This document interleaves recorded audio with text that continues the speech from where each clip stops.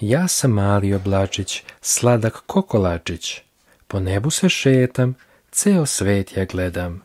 Kad me vide ptice, odmah mi se smeju, oko mene lete u svakome smeru.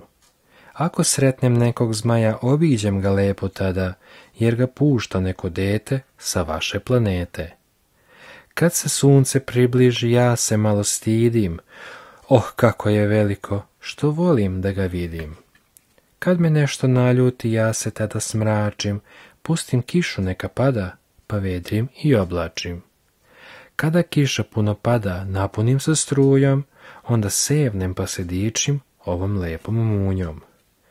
Kad se duga raširi po nebeskom svodu, volim da je zagledam kakvu ima boju.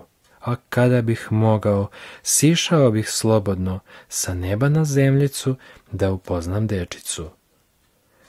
Kada spazim neko selo, izgleda mi baš veselo, gledam ga iz visine, ima divne životinje.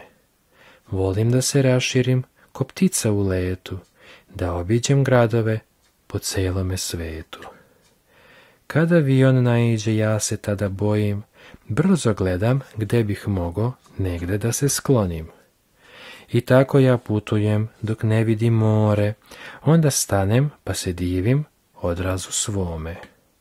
Izgleda da planine jako mnogo štrče, tu se uvek zakačim pa onda jaučem.